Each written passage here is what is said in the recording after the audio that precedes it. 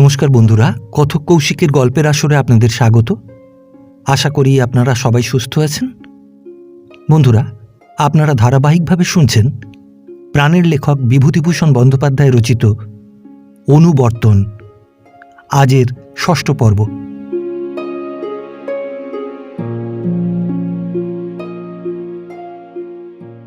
আজ ১.৫ বছরের ওপরে স্ত্রীকে বেড়াবাড়ি পরের সংসারে ফেলে রেখেছেন। ইচ্ছে করে কি তা নয়, নিরুপায় হিসাবে। এখন স্ত্রীকে গিয়ে ওখান থেকে সরাতে হবে, নতুবা ইতর অবনীটা সত্যি সত্যি হয়তো স্ত্রীকে একদিন মেসে এনে হাজির করবে। লোকটা কাণ্ডাকাণ্ড জ্ঞানহীন কিনা। ৭-৫ ভেবে যদুবাবু টিকিট কেটে সিরাজগঞ্জ প্যাসেঞ্জারে রাত্রে রওনা হলেন এবং শেষ রাত্রে বগুলা নেমে স্টেশনে রাত কাটিয়ে পরদিন সকালে ৭ ক্রোশ হেঁটে বেলা ২:৩০-র সময় গলদঘর্ম ও অভুক্ত অবস্থায় বেড়াবাড়ি পৌঁছলেন। অবনী বলল, আসুন দাদা, তা একেবারে ঘেমে ওরে নিতে কাপালিকে ডেকে এনে গাছ থেকে 2টো ডাব পাড়ার ব্যবস্থা কর। হাত পা ধুয়ে নিন, তারপর ভালো সব। যদুবাবু ঠান্ডা হলেন, স্ত্রীকে দেখে কিন্তু চমকে উঠলেন। অবনীর বিধবা দিদি ক্ষান্ত বলল, বউ প্রায় কেবল জ্বরে ভুগেছে ওদিকে। এই মাসখানেক ফাগুনে হাওয়া পড়ে একটু ভালো আছে, তাও 2বার পড়ল। ঘোর ম্যালেরিয়া এসব দিকে। এই দেখ না, ওই অবনীর ছেলে মেয়েগুলো ভুগে ভুগে হাড্ডি সার। না একটু ওষুধ, না চিকিৎসা, কোথায় পাবে? সামান্য আয়, এদিকে সকালে উঠে 2 কাটা চালের খরচ। বস, একটা ডাব কেটে আনি ভাই।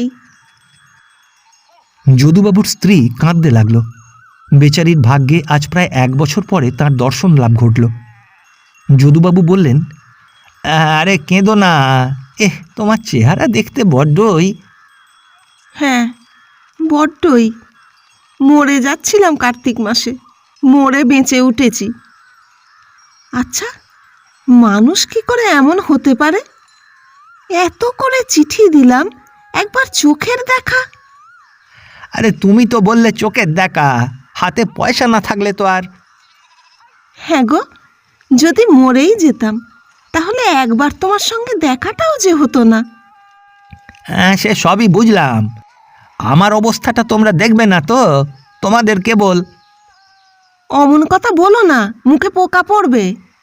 আমি যেমন নীরবে সয়ে গেলাম, এমন কেউ আর সহ্য করবে না, তা বলে দিচ্ছি। রাত্রে জ্বরে পুড়েছি, শুধু মন হাঁপিয়েছে। মরে গেলে তোমাকে একটিবার চোখের দেখাটা হলো না বুঝি, তাও কাউকে আমি বিরক্ত করিনি। চারিদিকে চেয়ে সুর নিচু করে বলল, আর এমন চামার, এমন চামার। 1 পয়সার সাবু না, 1 পয়সার মিছরি না, বরং তুমি যে টাকা পাঠাতে মাসে মাসে, তা থেকে কেবল আজ দাও 1 টাকা, কাল দাও 8 আনা। ওই অবনী ঠাকুরপো না দিলেও চক্ষু লজ্জা। ওদের বাড়ি, ওদের ঘরে জায়গা দিয়েছে। জায়গা দিয়েছে কি অমনি, ওই টাকাটা শিকেটা তো আছেই। আর এদিকে বাক্যির জ্বালা কি! এক একদিন ইচ্ছে হতো, এই সত্যি বলছি, দুপুরবেলা ব্রাহ্মণের সামনে মিথ্যে বলিনি, যে গলায় দড়ি দিয়ে মরি।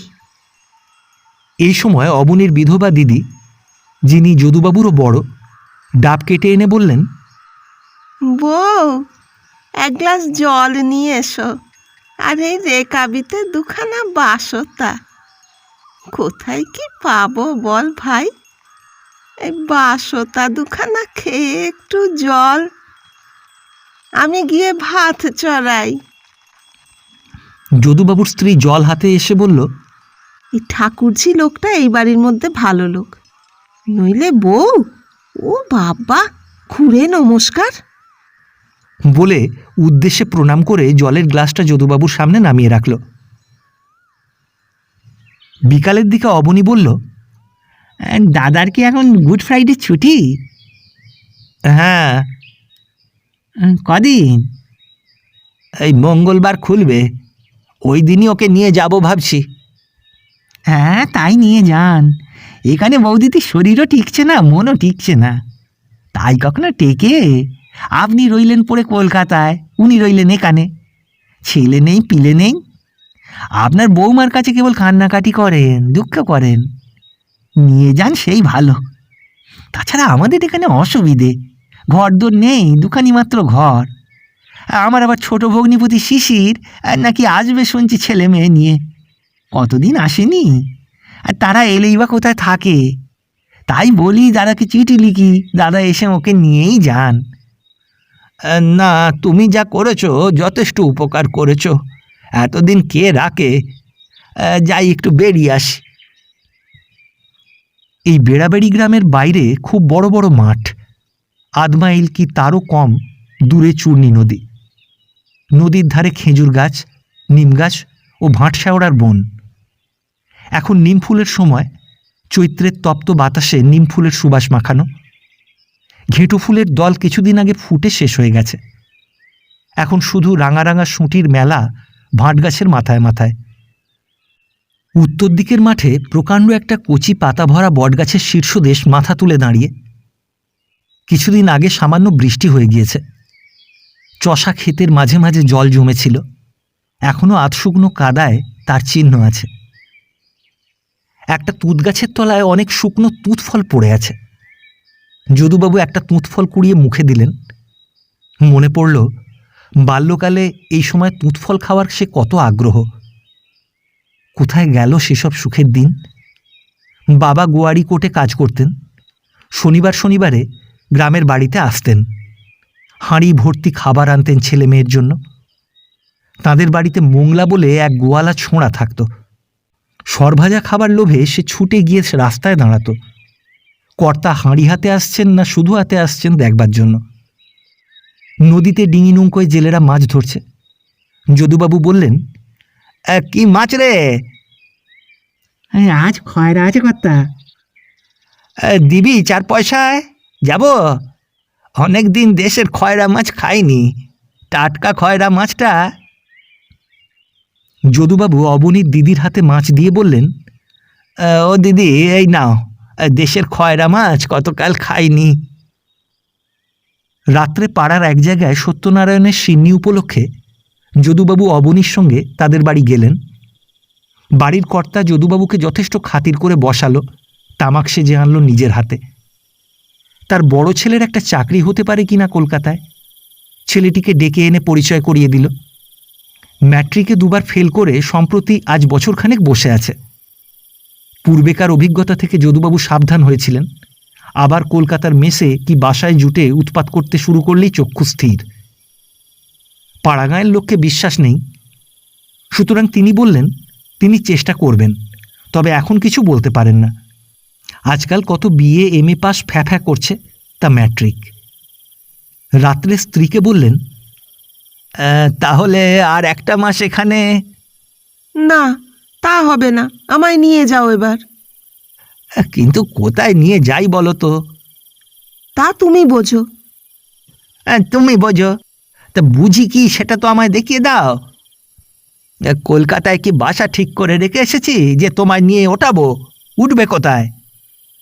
শিয়ালদা স্টেশনে বসে থাকবে? যদুবাবুর স্ত্রী কাঁদতে লাগলো। কি মুশকিলেই পড়েছি বিয়ে করে। ঝাড়া হাত পা থাকলে আজ আমার ভাবনা কি? তোমার ভাবনা ভাবতে ভাবতেই প্রাণ গেল।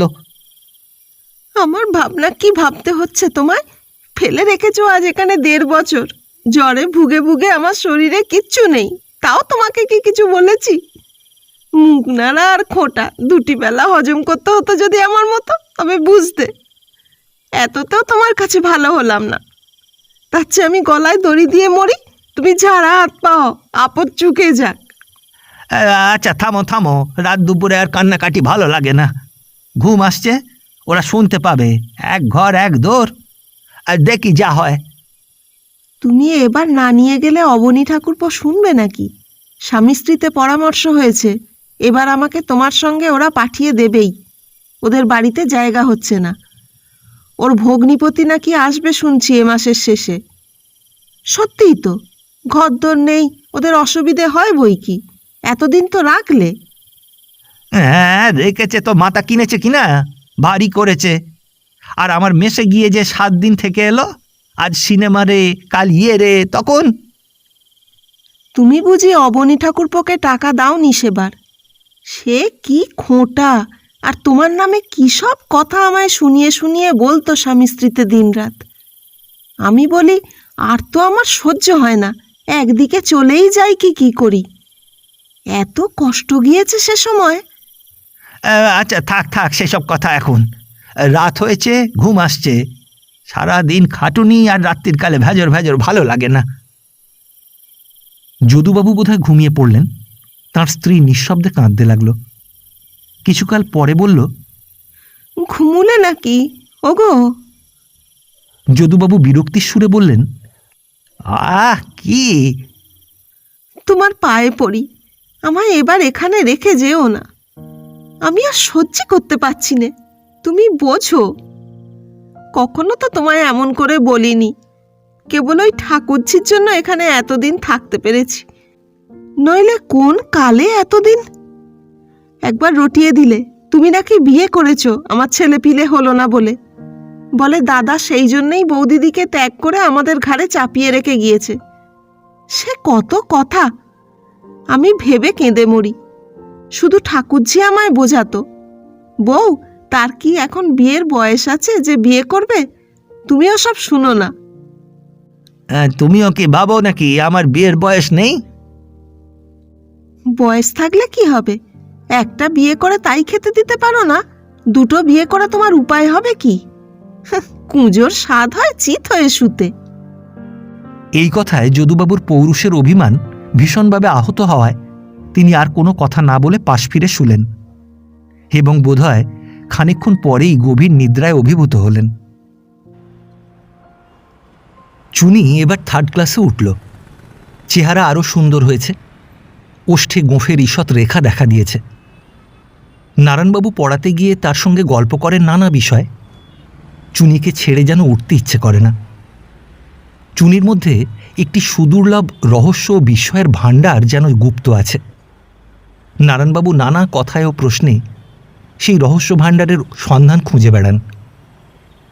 চুনি আসামাত্র নারায়ণবাবু কেমন আত্মহারা হয়ে যান, ভালো করে পড়াতেও যেন পারেন না, কেবল তার সঙ্গে গল্প করতে ইচ্ছা করে। অথচ চুনি তাকে কি দিতে পারে? তাকে সে রাজা করে দেবে না, নারায়ণবাবু তা ভালোই জানেন। তবুও কেন এমন হয় কে জানে। মাস্টার পড়াতে এসে ঘন ঘন ঘড়ির দিকে তাকায়, উঠতে পারলে বাঁচে। অথচ নারায়ণবাবুর উঠতে ইচ্ছা করে না। রাত্রি বেশি হয়ে যায়, চুনি পান্না ঘুমে ঢলে পড়ে। কলকাতার কলকোলাহল নীরব হয়ে আসে। নারায়ণবাবু ধমক দিয়ে বলেন, এই চুনি, এই পান্না, ঢুলছিস নাকি? পান্না চমকে উঠে বইয়ের পাতায় মন দেবার চেষ্টা করে। নিচু সলজ্জ সুরে বলে, ঘুম আসছে স্যার, রাত অনেক হলো। চুনির মায়ের সুর খোলা দ্বারপথে ভেসে আসে। আজ তোদের কি হবে না নাকি? সারা রাত বসে ভেজর ভেজর করলেই বুঝি ভালো পড়ানো হয়? পরে ঈষৎ নেপথ্য থেকে শ্রুত হলো সেই একই কণ্ঠের সুর। বুড়ো মাস্টারটা বসে বসে কি করে এত রাত পর্যন্ত? এত করে বলি ওকে, বুড়ো মাস্টার বদলে ফেলো। বুড়ো দিয়ে কি নেকা পড়া হয়? চুনি লাফিয়ে উঠে বাড়ির মধ্যে মাকে হয়তো বা মারতে ছোটে। নারায়ণবাবু ধমক দিয়ে চিৎকার করে বলেন, এই চুনি, কোথায় যাস? পান্না, যা তো, তোর দাদাকে ধরে নিয়ে আয়। কিছুক্ষণ পরে চুনি ঘরমাক্ত রাঙা মুখে এসে হাঁপাতে থাকে। এই কোথায় গিয়েছিলি? কোথাও না স্যার। এইসব জ্ঞান হচ্ছে তোমার না? না স্যার, আপনি তাই সহ্য করেন, আপনার খেয়াল নেই কোনো দিকে। আমাদের বাড়িতে আসেন তা আমাদের কত ভাগ্যি। রোজ রোজ মা এরকম করবে আর আমি। ছি, মার সম্বন্ধে কোনো কথা বলতে নেই ছেলের। মায়ের বিচার কি ছেলে করবে? আমারই দেরি হয়ে গিয়েছে, আজ উঠি বরং। না স্যার, বসুন না আপনি। চুনির মার কণ্ঠস্বর পুনরায় দ্বারপথে শ্রুত হল। খাবি নে পড়ার মুখো ছেলে? বামনি কি এত রাত পর্যন্ত তোমাদের ভাত নিয়ে বসে থাকবে নাকি? নারায়ণবাবু লজ্জিত কৈফিয়তের সুরে অন্তরালবর্তিনীকে উদ্দেশ করে বললেন, হ্যাঁ বৌমা, আমি এই যে যাচ্ছি, একটু দেরি হয়ে গেল আজ। ঈষৎ নম্র সুরে উদ্দেশ্যে উত্তর এলো, ভাত নিয়ে বসে থাকতে হয় ঠাকুরজি, তাই বলি। নইলে মাস্টার পড়াচ্ছে পড়াক না, আমি কি বারণ করি? নারায়ণবাবু গলির ভেতর দিয়ে চলে এলেন, মনে অভূতপূর্ব আনন্দ। চুনি তাঁর দিকে হয়ে মাকে মারতে গিয়েছিল, তাঁকেই চুনি তবে শ্রদ্ধা করে, ভালোবাসে, ভক্তি করে। কেন এ আনন্দ রাখবার জায়গা নেই বৃদ্ধ নারায়ণবাবু তা বুঝতে পারেন। তার কেউ আপনার জন্যেই এই বিশাল দুনিয়ায়, তবু চুনি আছে, বড় হলে তাকে দেখবে। স্কুলবাড়ির বড় ছাদে রাত্রে আহারাদির পর নারায়ণবাবু পায়চারি করেন, বহুকালের অভ্যাস। আকাশে নক্ষত্ররাজি এই তেতলার ছাদ থেকে বেশ দেখা যায় বলেই নারায়ণবাবু এই সময় উন্মুক্ত আকাশতলে বেড়াতে ভালোবাসেন। ডাকলেন, ও জগদীশ ভায়া, খাওয়া দাওয়া হলো? টিচারদের ঘরের পাশে ক্ষুদ্র টিনের একখানি চালায় জ্যোতির্বিনোদ মাছ ভাজছিলেন। উত্তর দিলেন, না দাদা, এই ছেলে পড়িয়ে এসে রান্না চড়িয়েছি। ও দাদা, আজ কি হয়েছিল জানেন? বলতে বলতে জ্যোতির্বিনোদ বাইরে এলেন। আজ এই লালবাড়ির সেই যে ছেলেটা ছাদে উঠে ডন কষত, সে আজ নতুন বউ নিয়ে বাড়ি এসেছে। পাড়া গাঁয়ের বাড়িতে বিয়ে হয়েছিল, আজ বউ নিয়ে এলো। নারায়ণবাবু আগ্রহের সঙ্গে জিজ্ঞাসা করলেন, কেমন বউ হলো? খাসা বউ হয়েছে, ওরই মতো ফর্সা। দুজনে ছাদে বেড়াচ্ছিল, খুব হাসি খুশি। আহা, তা হোক তা হোক। যাই দাদা, মাছ পুড়ে গেল কড়ায়। কি জানি কেন নারায়ণবাবুর হঠাৎ মনে পড়ল একটা ছবি। চুনি বিবাহ করে বউ এনেছে, যেমন চমৎকার রূপবান ছেলে তেমনি লক্ষ্মী প্রতিমার মতো বধূ। পুত্রবধূ স্বাদ তার মিটেছে। চুনি বলছে, আমার বউ স্যার আপনার সেবা করবে না তো কার সেবা করবে?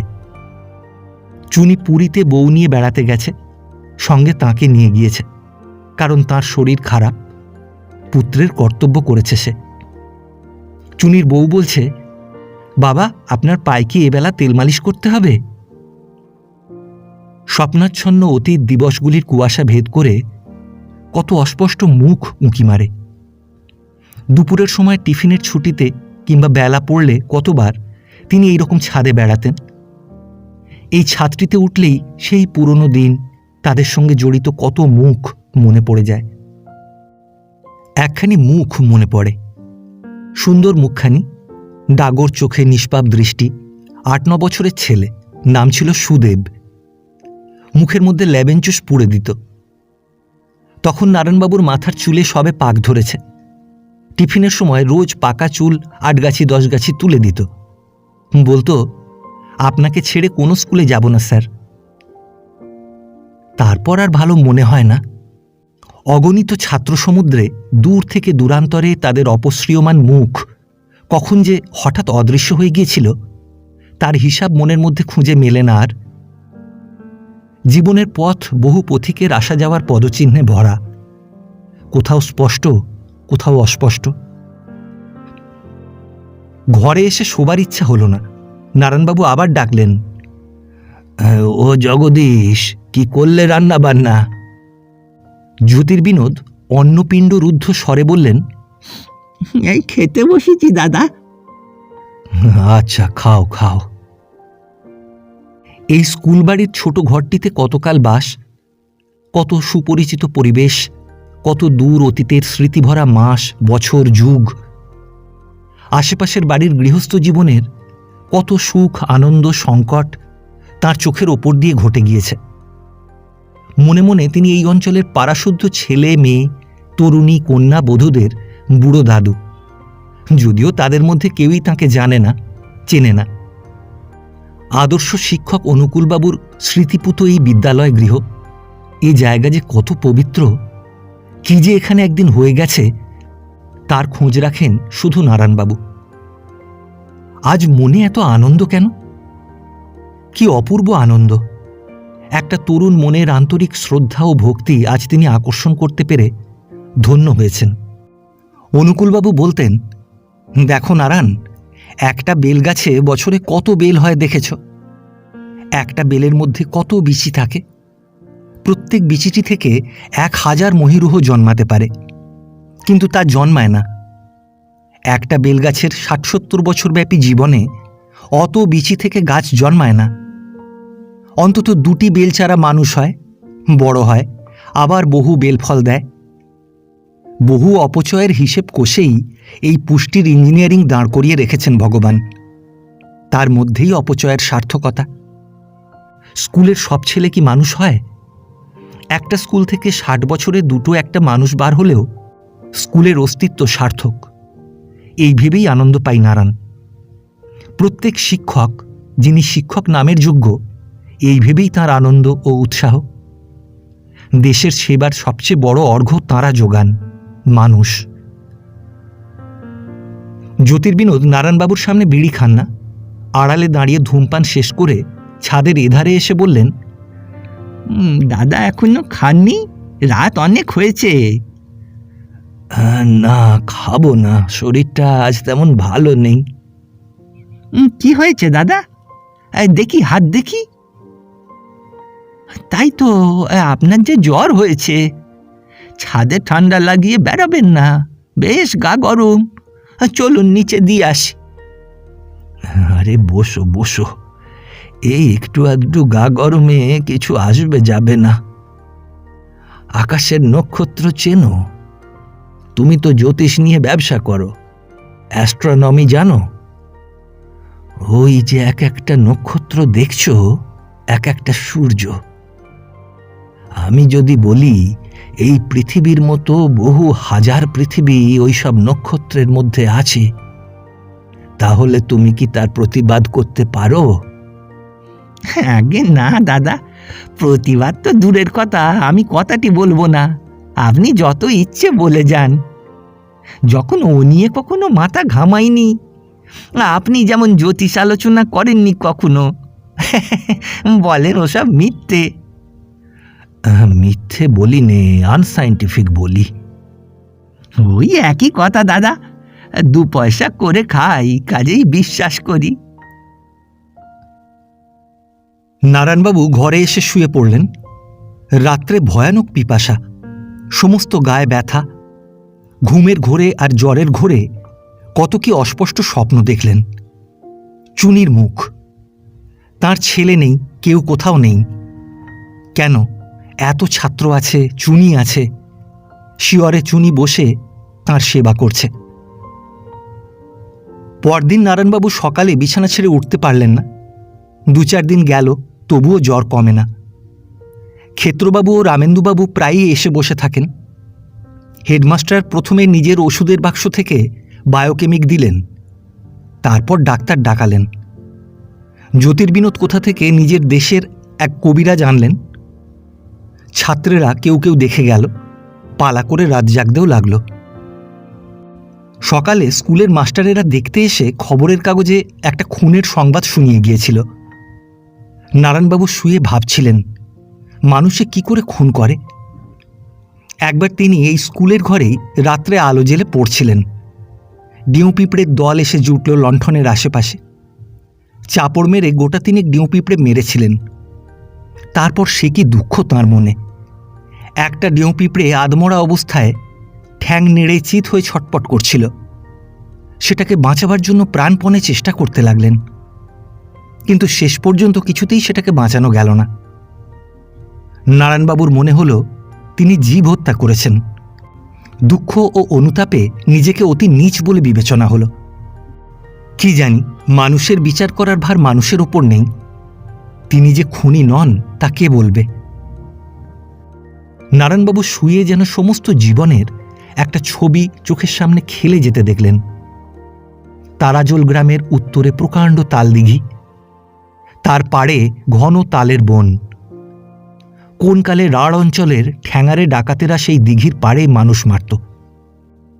কাঁটা জঙ্গলের ঝোপ, আঁচড়, বাসক ফুলের গাছ নিবিড় হয়ে ওঠে মানুষের উগ্র লোলুপতার লজ্জা শ্যামল শান্তি ও বনকুসুমের গন্ধে ঢেকে দিয়েছে। চীনা পর্যটক আইসিং যেমন বলেছেন, মন ও অন্তঃকরণের তৃষ্ণা থেকে দুঃখ আসে, পুনর্জন্ম আসে। কিন্তু তৃষ্ণা দূর করো, লোভকে ঢেকে মনে শান্তি স্থাপন করো। ভ্রম সমুদ্রে মানবাত্মার পরিভ্রমণ শেষ হবে। না, কি যেন ভাবছিলেন? তারাজোল গ্রামের তালদিঘির কথা। মনের মধ্যে উল্টোপাল্টা ভাবনা আসছে। ৪৫ বছর পূর্বের সেই হুগলি জেলার অন্তপাতি ক্ষুদ্র গ্রামখানি আজ আবার স্পষ্ট হয়ে ফুটে উঠেছে। মুখুজ্জে বাড়ির ছেলে ছুনু ছিল সঙ্গী। ছুনুর সঙ্গে বাঁশতলায় বাঁশের শুকনো খোলা কুড়িয়ে এনে নৌকো করতেন। একবার তেঁতুল গাছে উঠে তেঁতুল পাড়তে গিয়ে হাত ভেঙেছিলেন।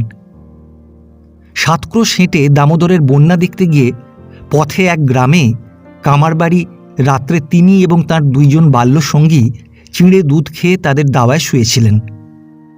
যেন কালকের কথা বলে মনে হচ্ছে। কতকাল তারাজোল যাওয়া হয়নি। কেউ নেই আপনার লোক সে গ্রামে। বহুদিন আগে পৈতৃক বাড়ি ভেঙে চুরে লুপ্ত হয়ে গেছে। আজ প্রায় 30 বছর আগে 3 দিনের জন্য তারাজোল গিয়ে প্রতিবেশীর বাড়ি কাটিয়ে এসেছিলেন, আর যাননি। তখনই বাল্যদিনের সেই বাড়িঘর জঙ্গলাবৃত ইষ্টক স্তূপে পরিণত হয়েছে দেখেছিলেন। হ্যাঁ, প্রায় 30 বছর হবে। নারায়ণবাবু মনে মনে হিসাব করে দেখবার চেষ্টা করলেন। জ্যোতির্বিনোদ ও যদুবাবু একসঙ্গে ঘরে ঢুকলেন। যদুবাবু বললেন, কেমন আছেন দাদা? এই 2টো কমলা লেবু ওহে জ্যোতির্বিনোদ, দাও না রস করে।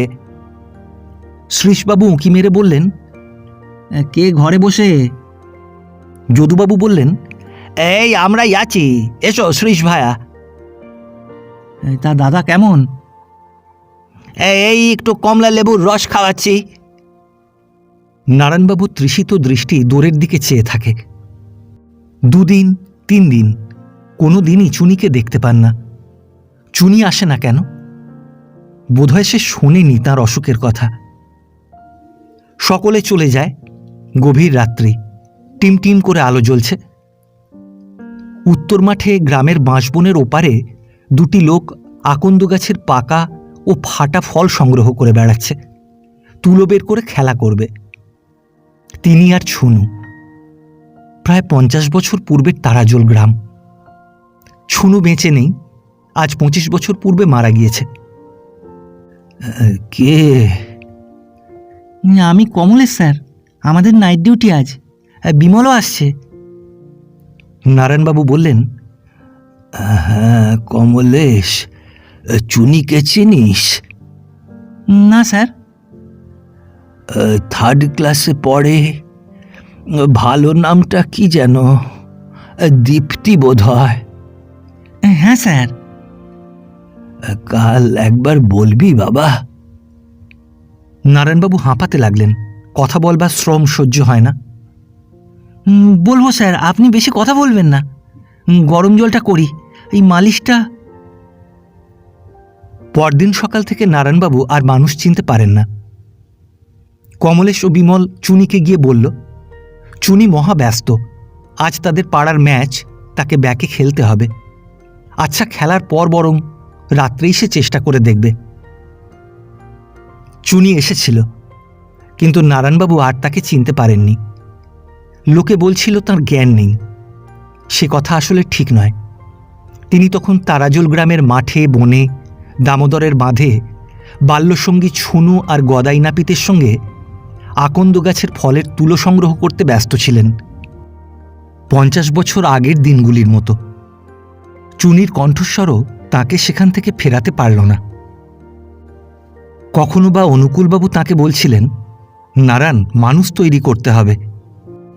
তুমি আর আমি দুজনে যদি লাগি, বউবাজারে এই স্কুলের একটা ব্রাঞ্চ খুলব সামনের বছর থেকে। তুমি হবে অ্যাসিস্ট্যান্ট হেডমাস্টার। সব বেলফলের বিচি থেকে কি চারা হয়? বহু অপচয়ের অঙ্ক হিসেবে ধরেই ভগবানের এই সৃষ্টি। ভগবানের গৃহস্থালী কৃপণের গৃহস্থালী নয় নারায়ণ। স্কুল মাস্টারের মধ্যে অনেকেই তাঁর খাটিয়া বহন করে নিমতলায় নিয়ে গেল। হেডমাস্টার নিজের পয়সায় ফুল কিনে দিলেন। অনেক ছাত্রও সঙ্গে গেল। শুধু ক্লার্কওয়েল সাহেবের স্কুল নয়, আশেপাশে 2-3টি স্কুলও এই আদর্শ শিক্ষাব্রতের মৃত্যুতে একদিন করে বন্ধ রইল। যদুবাবু বাজার করে বাসায় ফিরলেন। স্কুলের সময় হয়ে গেছে। স্ত্রীকে বললেন, মাছটা ভেজে দাও, 9টা বেজে গিয়েছে। আজ এক্সামিন আরম্ভ হবে কি না? ঠিক টাইমে না গেলে সাহেব বকাবকি করবে। শীতকালের বেলা, বার্ষিক পরীক্ষা শুরু হবে বলে যদুবাবু সকালে উঠে বাসার অতি ক্ষুদ্র দাওয়াটাতে দাড়ি কামাতে বসেছিলেন। দাড়ি কামানো শেষ করে বাজারে গিয়েছিলেন। দৈর্ঘ্যে 7 ফুট, প্রস্থে 3.5 ফুট ঘর। দাওয়ার একপাশে রান্নাঘর। ঘরের জানলা খুললে পেছনের বাড়ির ইট বের করার দেওয়াল চোখে পড়ে। ভাগ্যে শীতকাল, তাই রক্ষা। সারা গরমকাল ও বর্ষাকালের ভীষণ গুমোটে অধিকাংশ দিন রাত্রে ঘুম হতো না। তাই 8.5 টাকা ভাড়া। ভাত খেতে খেতে যদুবাবু বললেন, বাসা বদলাবো, এখানে মানুষ থাকে না। তার উপর অবনীটা এই বাসার ঠিকানা জানে, ও যদি আবার এসে জোটে। যদুবাবুর স্ত্রী বলল, তা অবনী ঠাকুরপো তোমার স্কুলে যাবে, স্কুল তো চেনে, বাসা বদলালে কি হবে? কি বুদ্ধি! হ্যাঁ ওগো, না না, স্কুলে আমাদের যার তার ঢোকবার জো নেই। দারোয়ানকে বলে রেখে দেবো, হাঁকিয়ে দেবে। এই বাড়ির ভাড়াটাও বেশি। এর চেয়ে সস্তা আর খুঁজো না, টিকতে পারবে না সে বাসায়। এখানে আমি যে কষ্টে থাকি, তুমি বাইরে কাটিয়ে আসো, তুমি কি জানবে? কলকাতার বাইরে ওই ডায়মন্ড হারবার লাইনে গড়িয়া কি সোনারপুরে বাসা ভাড়া পাওয়া যায়। সস্তা, কিন্তু ট্রেন ভাড়াতে মেরে দেবে। স্কুলে যেতে কিছু বিলম্ব হয়ে গেছে।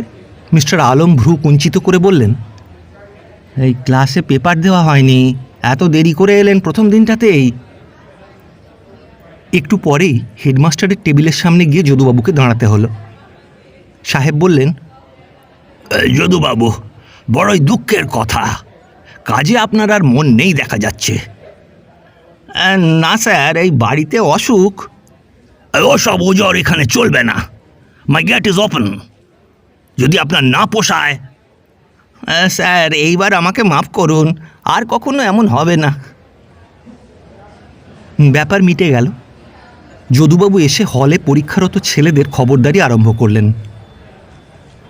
এই দেবু, এই পাশের ছেলের খাতার দিকে চেয়ে কী হচ্ছে? একটি ছেলে উঠে বলল, এই 3-এর কোশ্চেনটা স্যার একটু মানে করে দেবেন। কই দেখি কি কোশ্চেন? এ আর বুঝতে পারলে না? বুড়ো ধাড়ি ছেলে, তবে পড়াশুনোর দরকার কি?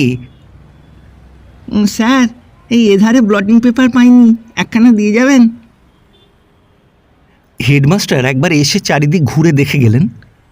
গেম টিচার পাশের ঘরে চেয়ারে বসে একখানা নভেল পড়ছিল। হেডমাস্টারকে হলে ঢুকতে দেখে বইখানা টেবিলে রক্ষিত ছেলেদের বইয়ের সঙ্গে মিশিয়ে দিল। পিছনের বেঞ্চিতে 2টি ছেলে পাশাপাশি বসে বই দেখে টুকছিল। হেডমাস্টারকে পাশের হলে ঢুকতে শুনে বইখানা একজন ছেলে তার শার্টের তলায় পেট কোঁচড়ে বেমালুম গুঁজে ফেলল। জিনিসটা এবার গেম মাস্টারের চোখ এড়াল না, কারণ তার দৃষ্টি আর নভেলের পাতায় নিবদ্ধ ছিল না। ধীরে ধীরে কাছে গিয়ে ছেলেটির পিঠে হাত দিয়ে গেম টিচার কড়া সুরে হাঁকল, এই কি ওখানে, দেখি বের কর। ছেলেটির মুখ শুকিয়ে গেছে। সে বলল, কিছু না স্যার। দেখি কেমন কিছু না? বলা বাহুল্য, বই নিছক জড় পদার্থ, যেখানে রাখো সেখানেই থাকে। টানতেই বের হয়ে পড়ল। ছেলেটি বিষণ্ণ মুখে দাঁড়িয়ে এদিক ওদিক চাইতে লাগল। তার অপকার্যের সাথী পাশের ছেলেটি তখন এক মনে খাতার উপর ঝুঁকে পড়ে নিতান্ত ভালো মানুষের মতো লিখে চলেছে।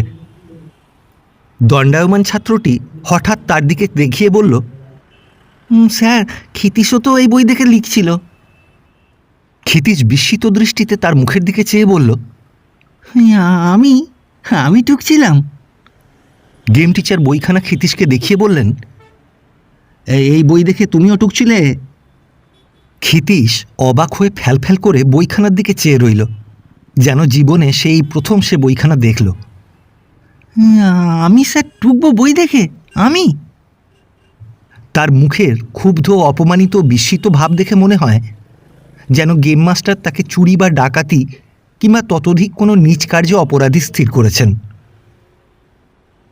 সুতরাং সে বেঁচে গেল। তার বিরুদ্ধে কোনো প্রমাণ নেই।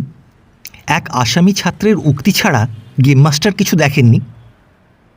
আসামি হেডমাস্টারের টেবিলের সামনে নিত হলো, সেখানেও সে তার সঙ্গীর নাম করতে ছাড়ল না। হেডমাস্টার হাঁকলেন, Dear sport, are you not ashamed of naming one of your classmates? Come have it. সপাসপ বেতের শব্দে আশেপাশের ঘরের ও হলের ছাত্রেরা ভীত ও চকিত দৃষ্টিতে হেডমাস্টারের আপিস ঘরের দিকে চাইল। ঢং ঢং করে ঘণ্টা পড়ল। পাহারাদার শিক্ষকেরা হাঁকলেন, 15 মিনিটস মোর। একটি ছেলে ও কোণে দাঁড়িয়ে বলল, স্যার, আমাদের ক্লাসে দেরিতে কোশ্চেন দেওয়া হয়েছে। যদুবাবুই এজন্য দায়ী। তিনি হেঁকে বললেন, 1 মিনিটও সময় বেশি দেওয়া হবে না। কারণ তাহলে আরও খানিক্ষণ তাকে সেই ক্লাসের ছেলেগুলিকে আগলে বসে থাকতে হয়। ছেলেরা কিন্তু অনেকেই আপত্তি জানালো। মিস্টার আলমের কাছে আপিল রুজু হলো। অবশেষে আপিলে ধার্য হলো সেই ক্লাসের ছেলেরা আরও 15 মিনিট বেশি সময় পাবে। যদুবাবুকে অপ্রসন্ন মুখে আরও কিছুক্ষণ বসে থাকতে হলো। কেরানি প্রত্যেক টিচারের কাছে স্লিপ পাঠিয়ে দিল, মাইনে আজ দেওয়া হবে, যাবার সময় যে যার মাইনে নিয়ে যাবেন। প্রায় সব টিচারই সারা মাস ধরে কিছু কিছু নিয়ে আসছেন। বিশেষ কিছু পাওনা কারও নেই। কাটাকাটি করে কেউ 12 টাকা, কেউ 15 টাকা হাতে করে বাড়ি ফিরলেন। এর মধ্যে যদুবাবুর অভাব সব থেকে বেশি। তাঁর পাওনা দাঁড়ালো 5 টাকা কয়েক আনা। ক্ষেত্রবাবু বললেন, চা খাবেন নাকি যদুদা? চলুন। যদুবাবু দীর্ঘশ্বাস ফেলে বললেন, আর চা? যা নিয়ে যাচ্ছি এ দিয়ে স্ত্রীর একজোড়া কাপড় নিয়ে গেলেই ফুরিয়ে গেল। দুজনে চায়ের দোকানে গিয়ে ঢুকলেন। ক্ষেত্রবাবু জিজ্ঞাসা করলেন, কি খাবেন যদুদা? আর এখন তো স্কুলের মধ্যে আপনিই বয়সে বড়, নারায়ণবাবু মারা যাওয়ার পর। দেখতে দেখতে প্রায় 2 বছর হয়ে গেল। দিন যাচ্ছে না জল যাচ্ছে। মনে হচ্ছে সেই দিন মারা গেলেন নারায়ণদা। এই হেডমাস্টারকে বলে নারায়ণবাবুর একটা ফটো কি অয়েল পেন্টিং। পাগল হয়েছ ভায়া? পুয়ার স্কুল, মাস্টারদের মাইনে তাই আজ 15 বছরের মধ্যে বাড়া তো দূরের কথা, ক্রমে কমেই যাচ্ছে। তাও 2 মাস খেটে 1 মাসের মাইনে নিতে হয়। এই স্কুলে আবার অয়েল পেন্টিং ঝুলানো হবে নারায়ণবাবুর। পয়সা দিচ্ছে কে? দোকানের চাকর সামনে 2 পেয়ালা চা ও টোস্ট রেখে গেল। যদুবাবু বললেন, না না, টোস্ট না, শুধু চা। ক্ষেত্রবাবু বললেন, খান দাদা, আমি অর্ডার দিয়েছি, আমি পয়সা দেব ওর। তুমি খাওয়াচ্ছ? বেশ বেশ, তাহলে একখানা কেক অমনি। দুজনে চা খেতে খেতে গল্প করছেন। এমন সময় খবরের কাগজের স্পেশাল নিয়ে ফিরিওয়ালাকে ছুটতে দেখা গেল। কি একটা মুখে চিৎকার করে বলতে বলতে ছুটছে। ক্ষেত্রবাবু বললেন, কি বলছে দাদা, কি বলছে? দোকানি ইতিমধ্যে কখন বাইরে গিয়েছিল। সে একখানা কাগজ এনে টেবিলের ওপর রেখে বলল, এই দেখুন না পড়ে বাবু, জাপান ইংরেজ আর মার্কিনের বিরুদ্ধে যুদ্ধ করছে। দুজনেই একসঙ্গে বিস্ময়সূচক শব্দ করে কাগজখানা উঠিয়ে নিলেন। যদুবাবুই চশমাখানা তাড়াতাড়ি বের করে পড়ে বিস্ময়ের সঙ্গে বললেন, এ কি? এই তো লেখা রয়েছে জাপান অ্যাটাকস পার্ল হারবার। এ কি? গ্রেট ব্রিটেন আর মার্কিন। যদুবাবু গ্রেট ব্রিটেন কথাটা বেশ টান টোন দিয়ে লম্বা করে গালভরাভাবে উচ্চারণ করলেন। গ্রেট ব্রিটেন আর ইউনাইটেড স্টেটস অফ আমেরিকা। ক্ষেত্রবাবু ইউনাইটেড স্টেটস অফ আমেরিকা কথাটা উচ্চারণ করতে ঝাড়া 1 মিনিট সময় নিলেন। দুজনেই বেশ পুলকিত ও উত্তেজিত হয়ে উঠলেন হঠাৎ। কেন তার কোনো কারণ নেই। একঘেয়ে দৈনন্দিন জীবনের মধ্যে যেন বেশ একটা নতুনত্ব এসে গেল। নারায়ণবাবুর মৃত্যুর কিছুদিন পরেই ইউরোপে যুদ্ধ বেঁধেছে এবং এতদিন আজ প্রায় 2 বছর চায়ের আসর নিত্য নতুন যুদ্ধের খবরে মশগুল হয়েছিল। কিন্তু আজ এ আবার নতুন ব্যাপারের অবতারণা হলো তার মধ্যে। যদুবাবু বললেন, এই আরে চলো চলো, এই স্কুলে ফিরে যাই, এত বড় খবরটা দিয়ে যাই সকলকে। হ্যাঁ, তা মন্দ নয়, চলুন যদুদা। ওহে, তোমার কাগজখানা একটু নিয়ে যাচ্ছি, দিয়ে যাবো এখন ফেরত। যে স্কুলের বাড়ি ছুটির পরে কারাগারের মতো মনে হয়, এরা মহা উৎসাহে কাগজখানা হাতে করে সেই স্কুলে পুনরায় ঢুকলেন। মিস্টার আলম, শ্রীশবাবু, জ্যোতির্বিনোদ, হেড পণ্ডিত, রামেন্দুবাবু প্রভৃতির এবেলা ডিউটি। তাদের মধ্যে সকলেই বিভিন্ন ঘরে পাহারা দিয়ে দিচ্ছেন। উৎসাহের আতিশয্যে উভয় কাগজখানা নিয়ে গিয়ে একেবারে হেডমাস্টারের টেবিলে ফেলে দিলেন। হেডমাস্টার বিস্মিত দৃষ্টিতে চেয়ে বললেন, কি? দেখুন স্যার, এই জাপান হাওয়াই দ্বীপ আর পার্ল হারবার হঠাৎ আক্রমণ করেছে। মিটমাটের কথা হচ্ছিল, হঠাৎ। হেডমাস্টার সে কথাটা বিশ্বাস করতে পারলেন না, বললেন, কই দেখি। খবরটা বিদ্যুৎ বেগে স্কুলের সর্বত্র ছড়িয়ে গেল। ছেলেরা অনেকে টিচারদের নানারূপ প্রশ্ন করতে লাগলো। স্কুলের অটুট শৃঙ্খলা ভঙ্গ হয়ে বিভিন্ন ঘরে ছেলেদের উত্তেজিত কণ্ঠের প্রশ্ন ও মধ্যে মধ্যে দু একজন শিক্ষকের কড়া সুরে হাঁকডাক শোনা গেল। এই stop there, will you, you Ramen, don't be talking, who talks there, ইত্যাদি ইত্যাদি।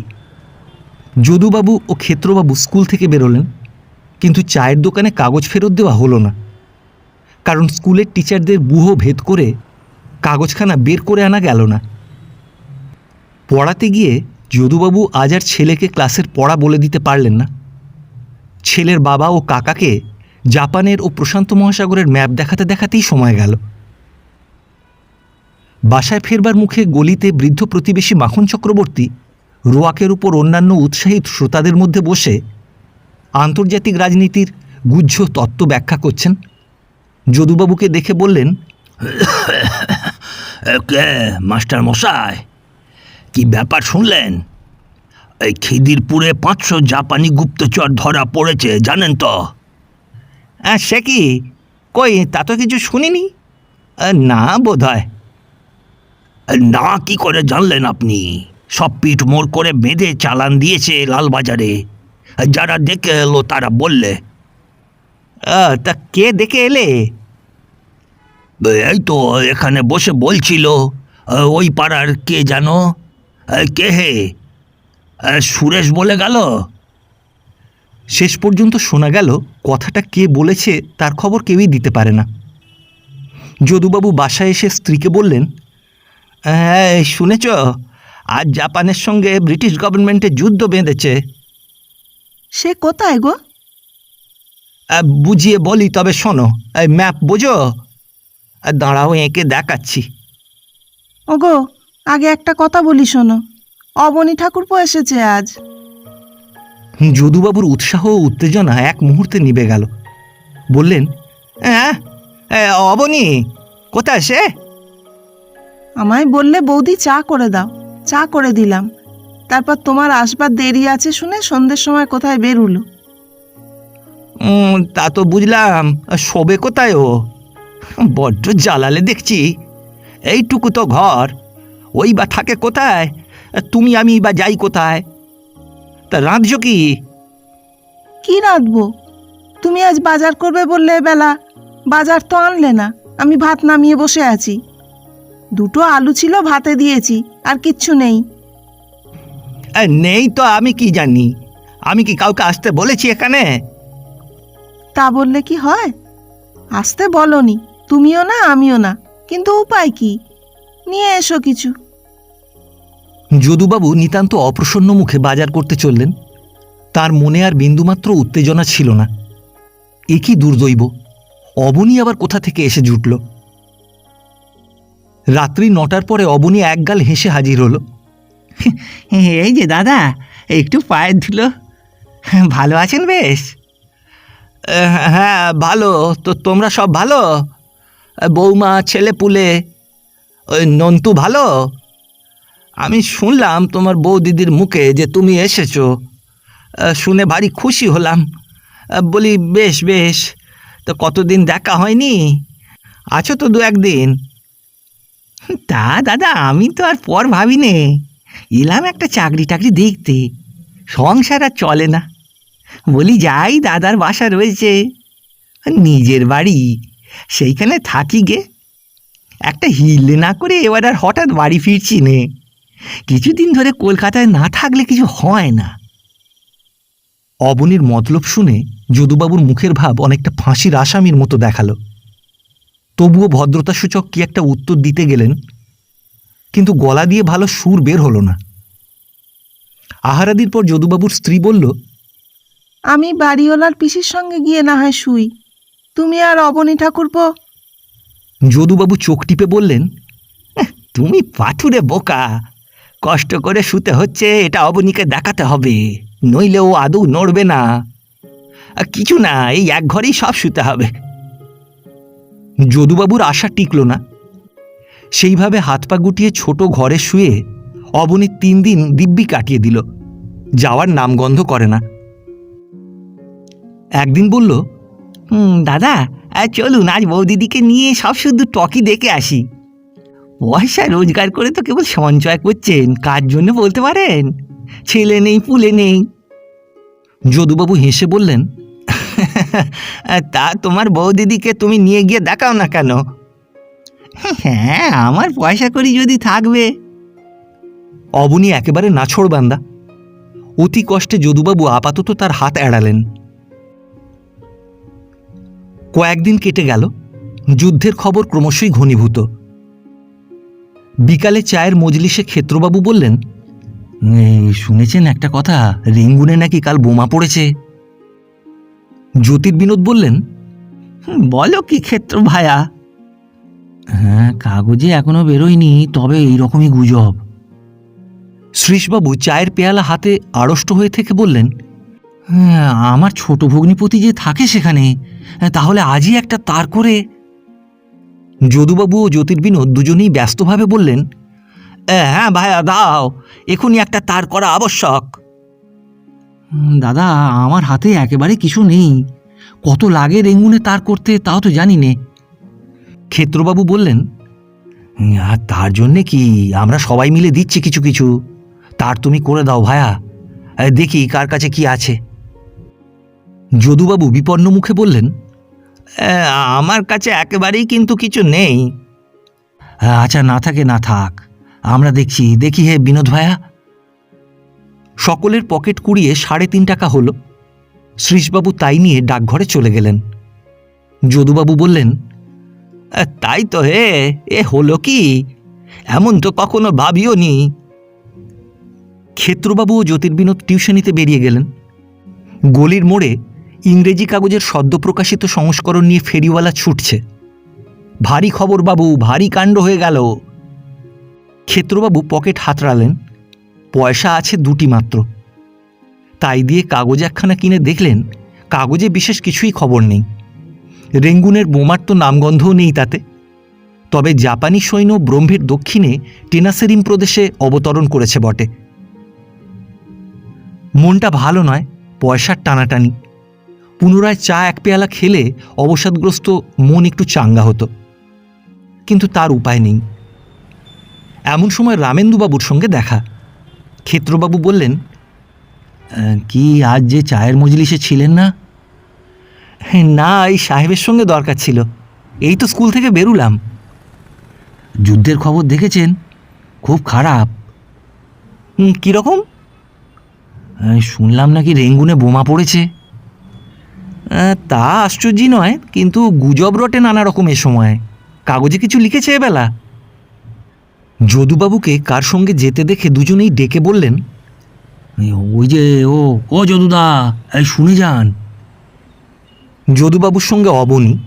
বাজার করে অবনীকে দিয়ে বাসায় পাঠিয়ে দেবেন বলে যদুবাবু তাকে নিয়ে বের হয়েছেন। এটি কে যদুদা? ইয়ে আমার ওই খুড়তুতো ওই দেশ থেকে এসেছে। বেশ বেশ। কার কাছে পয়সা আছে রামেন্দুবাবু? হ্যাঁ আছে। কত? এই সবাই চা খাওয়া যাক, হবে? হ্যাঁ খুব হবে, চলুন সব। যদুবাবু বললেন, রামেন্দু ভাইয়ের কাছে 4 আনা পয়সা বেশি হতে পারে, বাজার করতে যাচ্ছি কি না। রামেন্দুবাবু সকলকে ভালো করে চা ও টোস্ট খাওয়ালেন। যদুবাবুকে জিজ্ঞাসা করলেন, দাদা আর কি খাবেন বলুন, কেক একখানা দেবে? না ভায়া, বরং একটা মামলেট। এই ওহে, বাবুকে একটা ডবল ডিমের মামলেট দিয়ে যাও। চায়ের দোকান থেকে বেরিয়ে সকলে যে যার টিউশনিতে বের হলেন। যদুবাবু পথে যেতে যেতে হঠাৎ দেখলেন প্রজ্ঞাব্রত ওপারের ফুটপাত দিয়ে যাচ্ছে। সে এবার ম্যাট্রিক দিয়ে স্কুল থেকে বেরিয়েছে, কলেজের ফার্স্ট ইয়ারে পড়ে। কয়েকটি সমবয়সী বন্ধুর সঙ্গে বোধহয় মাঠের দিকে খেলা দেখতে যাচ্ছে। যদুবাবু ডাকলেন, প্রজ্ঞাব্রত, ও প্রজ্ঞাব্রত। প্রজ্ঞাব্রত এদিকে চেয়ে দেখল এবং কিঞ্চিত অপ্রসন্ন মুখে ও অনিচ্ছার সঙ্গে এপারে এসে বলল, কি স্যার? যদুবাবু সপ্রশংস দৃষ্টিতে চেয়ে দেখলেন ছেলেটির কি সুন্দর উন্নত চেহারা, খেলোয়াড়ের মতো সাবলীল দেহভঙ্গি, গায়ে সিল্কের হাফ শার্ট, কাবুলি ধরনের পায়জামার মতো করে কাপড় পরা, পায়ে লাল সুঁড়ওয়ালা চটি। স্কুলের নিচের ক্লাসের সেই প্রজ্ঞাব্রত আর নেই। ভালো আছো বাবা? হ্যাঁ স্যার। তা যাচ্ছ কোথায়? প্রজ্ঞাব্রত এমন ভাব দেখালো যে যেখানেই যাই না কেন তোমার সে খোঁজে দরকার কি। মুখে তাচ্ছিল্যের সঙ্গে উত্তর দিল, এই একটু ওদিকে।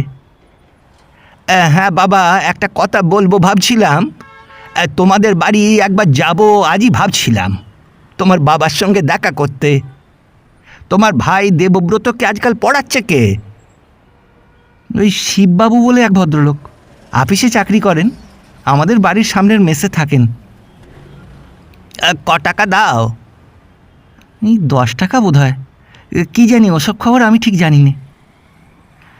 আমি বলছিলাম কি, আমার টিউশনিটা করে দাও না কেন? স্কুলের মাস্টার ভিন্ন ছেলে পড়াতে পারে। আমি তোমাদের স্নেহ করি নিজের ছেলের মতো। আমি যেমন পড়াবো এমনটি কারো দ্বারা হবে না, তা বলে দিচ্ছি। কিন্তু এখন তো আমরা সব চলে যাচ্ছি কলকাতা থেকে।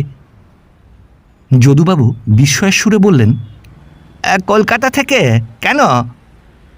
শোনেননি জাপানিরা কবে এসে বোমা ফেলবে? এরপরে রাস্তাঘাট সব বন্ধ হয়ে যাবে হয়তো। আমরা বুধবারে বাড়ি শুদ্ধ সব যাচ্ছি সিউড়ি, আমার দাদামশাইয়ের ওখানে। আমাদের পাড়ার অনেকে চলে যাচ্ছে। তাই নাকি? প্রজ্ঞাব্রত ধীরভাবে বলল, কেন, আপনি কাগজ দেখেন না? হাওড়া স্টেশনে গেলেই বুঝবেন লোক অনেক চলে যাচ্ছে। আচ্ছা আসি স্যার। আচ্ছা বাবা, বেঁচে থাকো বাবা।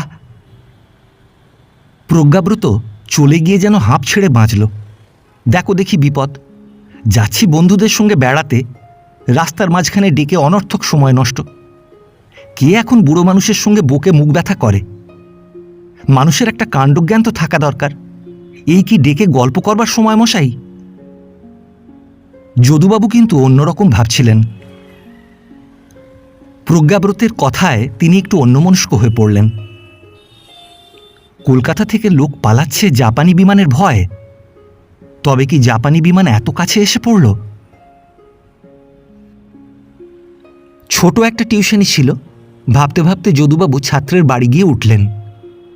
দুটি ছেলে রিপন স্কুলে পড়ে। এদের জ্যাঠামশাইয়ের সঙ্গে যদুবাবু একসময় কলেজে পড়েছিলেন, সেই সুপারিশেই টিউশনি। যদুবাবু গিয়ে দেখলেন বাইরের ঘরে আলো জ্বালা হয়নি। ডাকলেন, ও হরে নরে, ঘর অন্ধকার কেন? হরেন নামক ছাত্রটি ছুটে দরজার কাছে এসে বলল, স্যার। আলো জ্বালিস নি যে বড়? স্যার আজ আর পড়ব না। কেন রে? আমাদের বাড়ির সবাই কাল সকালের গাড়িতেই দেশে চলে যাচ্ছে। মা, জেঠিমা, 2 দিদি সবাই যাবে। এই জিনিসপত্র বাঁধা সাঁধা হচ্ছে, বড় ব্যস্ত সবাই। আজ আর আপনি চলে যান স্যার। অন্যদিন টিউশনির পড়া থেকে রেহাই পেলে যদুবাবু স্বর্গ হাতে পেতেন, কিন্তু আজ কথাটা তেমন ভালো লাগলো না। যদুবাবু বললেন, তোরাও যাবি নাকি? এই এক্সামিনের এখনো 2 দিন বাকি আছে, এক্সামিন হয়ে গেলে আমরাও যাব। কোথায় যেন তোদের দেশ? গড়বেতা, মেদিনীপুর। আচ্ছা চলি তাহলে। আজ খুব সকাল সকাল, সবে সন্ধে হয়েছে। এ সময় বাড়ি ফেরা অভ্যেস নেই, বিশেষত এখনই সেই কোটরে ফিরতে ইচ্ছাও করে না। তার ওপর অবনী রয়েছে, জ্বালিয়ে মারবে। ক্রিক লেনে এক বন্ধুর বাড়ি ছুটি ছাটার দিনে যদুবাবু সন্ধ্যাবেলা গিয়ে চাটা আশটা খান, গল্পগুজব করেন। ভাবতে ভাবতে সেখানেই গিয়ে পৌঁছলেন। বন্ধু বাইরের ঘরে বসে নিজের ছেলেদের পড়াচ্ছেন। যদুবাবুকে দেখে বললেন, এসো ভায়া, বসো। আজ অসময়ে যে ছেলে পড়াতে বেরোনি? হ্যাঁ, সেইখান থেকেই আসছি। এই একটু চা করতে বলে আয় তো তোর কাকাবাবুর জন্যে। আমার আবার বাড়ির সবাই কাল যাচ্ছে মধুপুর, সব ব্যস্ত রয়েছে, বাঁধা ছাঁদা। যদুবাবুর বুকের মধ্যে ছ্যাঁত করে উঠল। বললেন, কেন কেন? ওই সবাই বলছে জাপানিরা যে কোনো সময় নাকি এয়ার রেড করতে পারে, তাই মেয়েদের সরিয়ে দিচ্ছি। যদুবাবুর মনে বড় ভয় হলো। জিজ্ঞাসা করলেন, কে বললে? আরে বললে কেউ না, কিন্তু গতিক সেই রকমই। এরপরে রাস্তাঘাট বন্ধ হয়ে যাবে। বলো কি? তাই তো সবাই বলছে। কলকাতা থেকে অনেকে যাচ্ছে চলে। হাওড়া স্টেশনে গিয়ে দেখো গে লোকের ভিড়। যদুবাবু আর সেখানে না দাঁড়িয়ে বাড়ি চলে এলেন। বাসার দরজায় দেখলেন দুখানি ঘোড়ার গাড়ি দাঁড়িয়ে। বাড়িওয়ালার বড় ছেলে ধরাধরি করে বিছানার মোট ও ট্রাঙ্ক গাড়ির মাথায় ওঠাচ্ছে। যদুবাবু বললেন, এসব কি হে যতীন, কোথায় যাচ্ছ? যতীন 22-23 বছরের ছোকরা, কলেজে পড়ে। বলল, ও আমরা ওই দেশে যাচ্ছি মাস্টারমশাই। সকলে বলছে কলকাতাটা এই সময় সেফ নয়, তাই মা আর বৌদিদিদের। তুমি, তোমার বাবা, এরাও নাকি? হ্যাঁ, আমি পৌঁছে দিয়ে আবার আসবো। কি জানেন, পুরুষ মানুষ আমরা দৌড়েও একদিকে না একদিকে পালাতে পারবো। হাই এক্সপ্লোসিভ বোম পড়লে এ বাড়িঘর কিছু কি থাকবে ভাবছেন? বোমার ঝাপটা লেগেই মানুষ দম ফেটে মারা যায়। সেই সব অবস্থায় যদুবাবুর পা ঠকঠক করে কাঁপতে লাগলো। বললেন, বলো কি? বলি তো তাই। গভর্নমেন্ট বলছে একখানা করে পেতলের চাকতিতে নামধাম লিখে প্রত্যেকে যেন পকেটে করে বেড়ায়। এয়ার রেডের পরে ওইখানা দেখে ডেড বডি শনাক্ত করা। যদুবাবুর তালু শুকিয়ে গেছে। এখনই যেন তার মাথায় জাপানি বোমা পড়ো পড়ো হয়েছে। বললেন, আচ্ছা যতীন, তোমরা তো ইয়াং ম্যান, 5 জায়গায় বেড়াও। তোমার কি মনে হয় বোমা শিগগির পড়তে পারে? এনি মোমেন্ট পড়তে পারে, আজ রাতেই পড়তে পারে। স্ট্রে রেড করার কি আর সময় অসময় আছে? তাই তো। যদুবাবু নিজের ঘরে ঢুকতেই তার স্ত্রী তাড়াতাড়ি এগিয়ে এসে ব্যস্তভাবে বললেন, হ্যাঁ গা, হিম হয়তো বসে আছো, এদিকে ব্যাপার কি শোনোনি? আজ রাত্রে নাকি জাপান বোমা ফেলবে কলকাতায়। বাড়িওয়ালারা সব পালাচ্ছে। পাশের বাড়ির মোটরের বউ আর মা চলে গিয়েছে দুপুরের গাড়িতে। আমি কাঠ হয়ে বসে আছি, তুমি কখন ফিরবে। কি হবে হ্যাঁ গা, সত্যি সত্যি আজ কিছু হবে নাকি? যদুবাবু তাচ্ছিল্যের সঙ্গে বললেন, হ্যাঁ ভারী, কোথায় কি তার ঠিক নেই। ভাবলেন মেয়েদের সামনে সাহস দেখানোই উচিত, নতুবা মেয়ে মানুষ হাউমাউ করে উঠবে। হ্যাঁ গা, বাইরে আজ এত অন্ধকার কেন? আজ ব্ল্যাক আউট একটু বেশি, রাস্তার অনেক গ্যাসই নিভিয়ে দিয়েছে। তবুও তুমি বলছো কোনো ভয় নেই? এমন সময় অবনী এসে ডাকল, দাদা ফিরেছেন? হ্যাঁ এসো। আচ্ছা দাদা, আজ রাস্তা এত অন্ধকার কেন? ও ও আজ রাত 10টার পরে কমপ্লিট ব্ল্যাক আউট, মানে রাস্তার সব আলো নিবুনো থাকবে। কেন? তুমি কিছু শোনোনি যুদ্ধের খবর? না, কি? যদুবাবুর মাথায় একটা বুদ্ধি এসে গেল। বললেন, শোনোনি তুমি? ওই জাপানিরা যে কোনো সময় এয়ার রেড, মানে বোমা ফেলতে পারে। সব লোক পালাচ্ছে। আজ বাড়িওয়ালারা চলে গেল, আমার ছাত্রেরা চলে গেল, সব পালাচ্ছে। হয়তো আজ রাত্রেই ফেলতে পারে বোমা, কে জানে। এখন একটা কথা, তুমি তোমার বৌদিদিকে কাল নিয়ে যাও দেশে। আমি তো এখানে আর রাখতে সাহস করি নে। অবনী পাড়া গিয়ে ভীতু লোক, তার মুখ শুকিয়ে গেল। দাদার বাসায় ফুর্তি করতে এসে একই বিপদে পড়ে গেল সে। বলল, হ্যাঁ দাদা, আজ কি দেখলেন জাপান কি কাছাকাছি এলো? তা কাছাকাছি বই কি, মোটের ওপর আজ রাতে এই বোমা পড়া বিচিত্র নয়, জেনে রাখো। তাই তো। তুমি তাহলে কাল সকালেই তোমার বৌদিদিকে নিয়ে যাও। তা তা দেখি। অবনী গুম খেয়ে আপন মনে কি খানিকটা ভাবল। কিছুক্ষণ পরে বলল, হ্যাঁ দাদা, এই সত্যি সত্যি আজ রাতে কিছু হতে পারে? আরে কথার কথা বলছি, হতে পারবে না কেন, খুব হতে পারে। বাধা কি? তুমি বসো, আমি 2 ভাঁড় দই নিয়ে আসি। যদুবাবুর স্ত্রী কি কাজে ঘরের মধ্যে ঢুকে দেখল অবনী নিজের ছোট্ট টিনের সুটকেসটি খুলে কাপড় চোপড় বাইরে নামিয়ে আবার তুলছে। তাকে দেখে বলল, বৌদিদি, আমার গামছাখানা কোথায়? আহারাদির পরে যদুবাবু অবনীর সঙ্গে পরামর্শ করলেন। এখানে তিনি স্ত্রীকে আর রাখতে চান না, কাল দুপুরে অবনী তাকে নিয়ে যাক। অবনী নিমরাজি হল। সকালে উঠে ঘরের দোর খুলে দালানে পা দিয়ে যদুবাবু দেখলেন অবনীর বিছানাটা গুটোনো আছে বটে, কিন্তু সে নেই।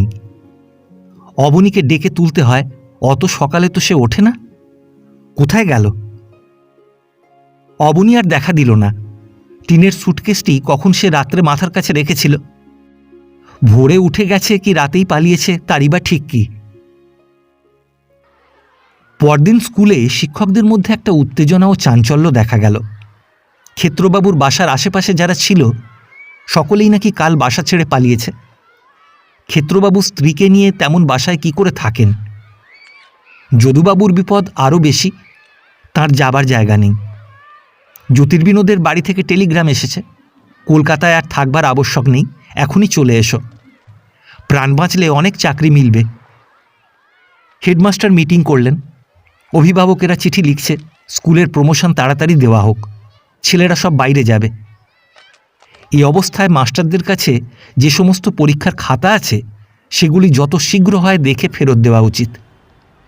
মিস্টার আলম বললেন, এই অনেক ছেলে ট্রান্সফার চাইছে, কি করা যায়?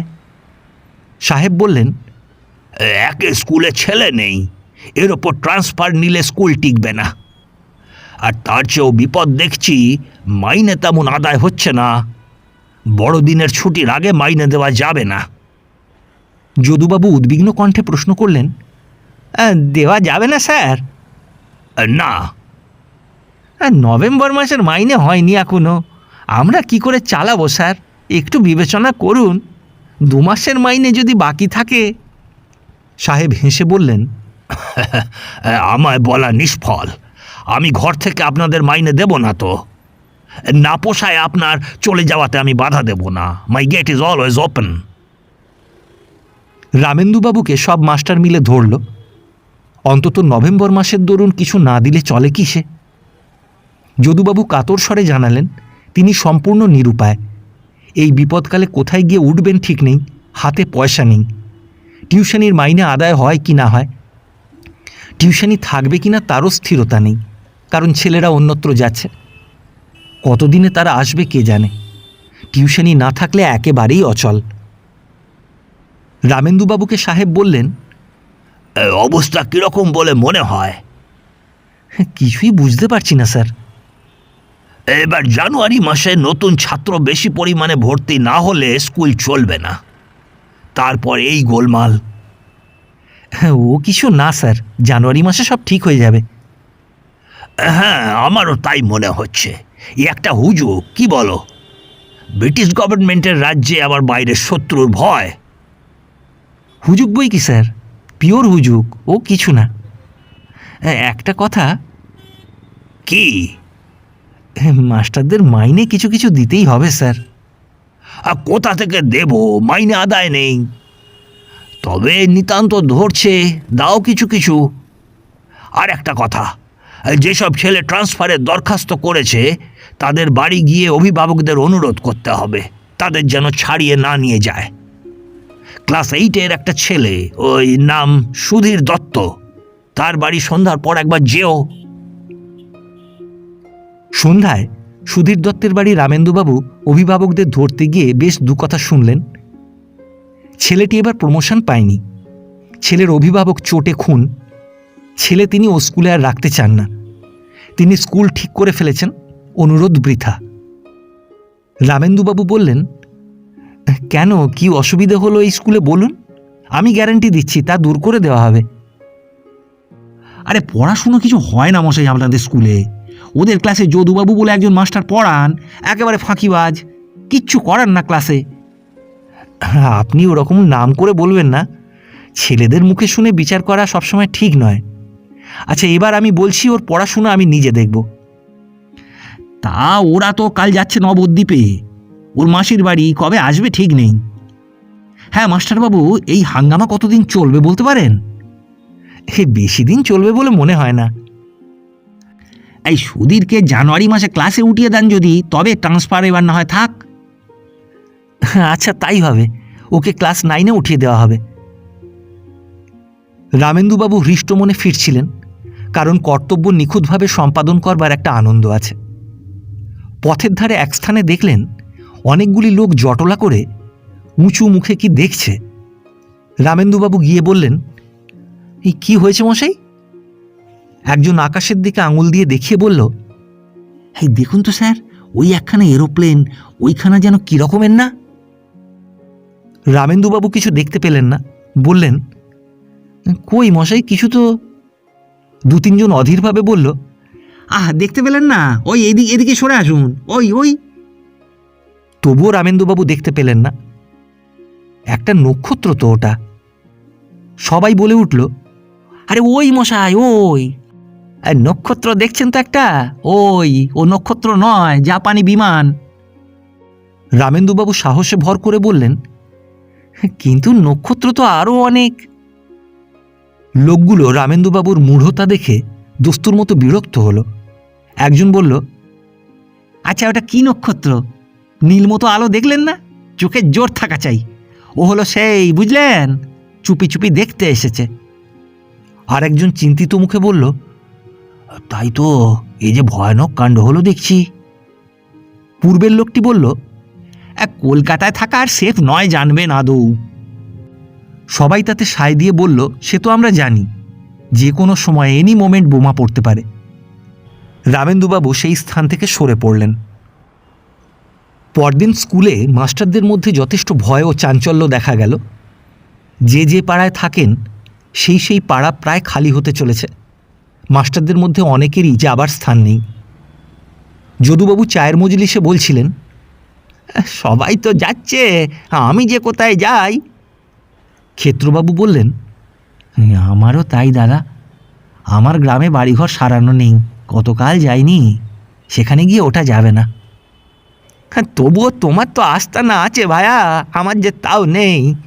চিরকাল বাসায় থেকে বাড়িঘর সব গিয়েছে, এখন যাই কোথায়? জ্যোতির্বিনোদ বলল, আমার বাড়ি থেকে টেলিগ্রাম এসেছে, চিঠির পর চিঠি আসছে বাড়ি যাবার জন্যে। বাড়ি থেকে লিখছে, চাকরি ছেড়ে দিয়ে চলে এসো। হেড পণ্ডিত বললেন, কাল শিয়ালদা স্টেশনে কি ভিড় গিয়েছে হে, গাড়িতে উঠতে গিয়ে আর পারিনে। বুড়ো মানুষ, কত কষ্টে যে ঠেলে ঠুলে উঠলাম।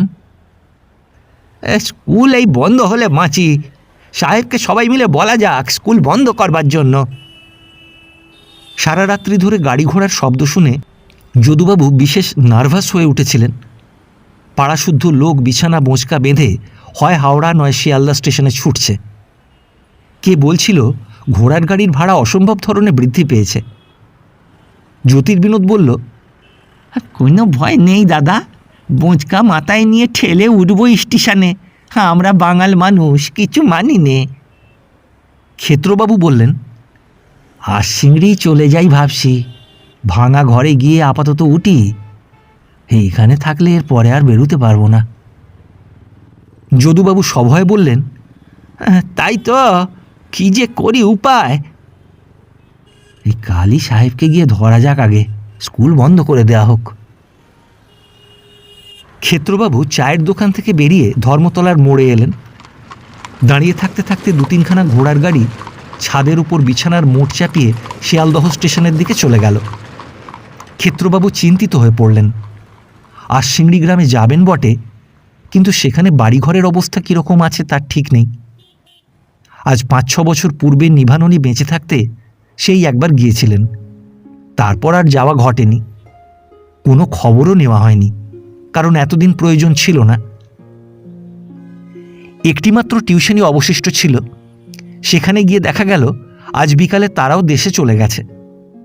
বাড়ির কর্তা আপিসে চাকরি করেন।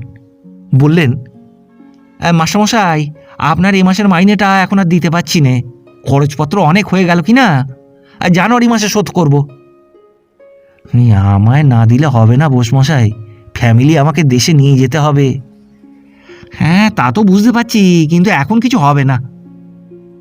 ক্ষেত্রবাবুর রাগ হলো। এখানে 2 মাসের কমে 1 মাসের মাইনে কোনোদিন দেয় না, তাও আজ 5 টাকা, কাল 2 টাকা। নিতান্ত নিরুপায় বলেই লেগে থাকা। কিন্তু এই বিপদের সময় এত অবিবেচনার কাজ করতে দেখলে মানুষের মনে মনুষ্যত্ব সম্বন্ধে সন্দেহ উপস্থিত হয়। ক্ষেত্রবাবু বললেন, না বোসমশাই, এ সময় আমায় দিতেই হবে। এই 2 মাস ধরে ছাত্র পড়ালাম, ছেলে ক্লাসে উঠল, এখন বলছেন আমার মাইনে দেবেন না, তা হয় না। বসুমশাইও চটে উঠে বললেন, আরে মশাই, এতকাল তো পড়িয়েছেন, মাইনে পাননি কখনো বলতে পারেন কি? আর যদি এ মাসটাতে ঠিক সময় নাই দিতে পারি। এই ঠিক সময় কোনোদিনই দেননি বসমশাই, ভেবে দেখুন। তাগাদা না করলে কোনো মাসেই দেননি। বেশ মশাই, না দিয়েছি তো না দিয়েছি, মাইনে পাবেন না এখন, আপনি যা পারেন করুন গিয়ে। ক্ষেত্রবাবু ভদ্র স্বভাবের লোক, টিউশনির মাইনে নিয়ে একজন বৃদ্ধ ব্যক্তির সঙ্গে ঝগড়া করবার প্রবৃত্তি তার হলো না। কিছু না বলে বাড়ির বাইরে এলেন।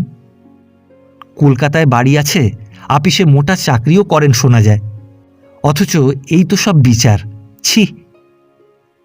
অন্যমনস্কভাবে গলির মোড়ে আসতেই ব্ল্যাক আউটের কলকাতায় কার সঙ্গে ঠোকাঠুকি হলো। ক্ষেত্রবাবু বলে উঠলেন, মাফ করবেন মশাই, দেখতে পাইনি, 2টো গ্যাসই নিভিয়েছে। লোকটি বলল, কে, ক্ষেত্রবাবু নাকি? ও, রাখালবাবু? হ্যাঁ, আমি। ভালোই হলো দেখা হলো এইভাবে।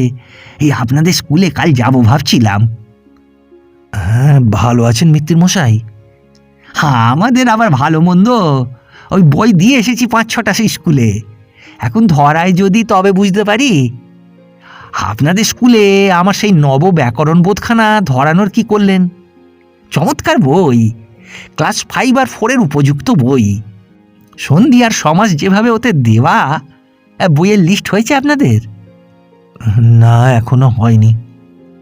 কেন, প্রমোশন হয়নি? তবে বইয়ের লিস্ট হয়নি কেমন কথা? না, প্রমোশন হবে বুধবার, শুক্রবারে ছুটি হবে। তা আমার বইয়ের কি হলো? হেডমাস্টারের কাছে দেওয়া হয়েছে, কি হয় বলতে পারিনি। হ্যাঁ, আমার যে এদিকে অচল ক্ষেত্রবাবু, এই অবস্থায় প্রায় 150 টাকা ধার করে বই ছাপালাম। প্রেসের দেনা এখনো বাকি, দপ্তরের দেনা তো আছেই, বাসা ভাড়া 3 মাসের বাকি। বই যদি না চলে তবে খেতে পাবো না ক্ষেত্রবাবু। হ্যাঁ, আপনারাই ভরসা। বুঝলাম সবই রাখালবাবু, কিন্তু এ তো আর আমার হাতে নয়। আমি যতদূর বলবার বলেছি। কথার মধ্যে সত্যের কিছু অপলাপ ছিল। ক্ষেত্রবাবু বলেননি, রাখাল মিত্রের বই আজকাল অচল। তবুও হয়তো চলতো, কিন্তু বড় বড় প্রকাশকের সঙ্গে প্রতিযোগিতা করে বই চালানো রাখাল মিত্রের কর্ম নয়। তারা লাইব্রেরির জন্য বিনামূল্যে কিছু বই দেয়, প্রাইজের সময় বই কিনলে মোটা কমিশন দেয়। রাখাল মিত্রের ক্ষেত্রবাবুর পিছু ছাড়ে না, বলল, এই আসুন না আমার ওখানে, একটু চা খাবেন। শেষ পর্যন্ত যেতেই হলো। নাছরবান্দা রাখাল মিত্রের হাতে পড়লে না গিয়ে উপায় নেই। সেই ছোট 1তলার কুঠুরি, এই অগ্রহায়ণ মাসেও যেন গরম কাটে না। একখানা নিচু কেওড়া কাঠের তক্তপোষের ওপর মলিন বিছানা, কেরোসিন কাঠের একটা আলমারি ভর্তি বই। ঘরখানা অগোছালো, অপরিষ্কার। মেঝের ওপরে পড়ে আছে 2খানা ছেঁড়া জামা ছেলেপুলেদের, 1 বোতল আঠা, একটা আলকাতরা মাখানো মালসা। ক্ষেত্রবাবু বললেন, "এই কি বই রাখালবাবু আলমারিতে?" দেখবেন এইসব বই দেখুন। রাখালবাবু সগর্বে বই নামিয়ে দেখাতে লাগলেন। এই দেখুন, প্রকৃতিবোধ অভিধান, পুরনো বইয়ের দোকান থেকে 3 টাকায়। আর এই দেখুন মুগ্ধবোধ। মশাই, সংস্কৃত ব্যাকরণ না পড়লে কি ভাষার ওপর দখল দাঁড়ায়?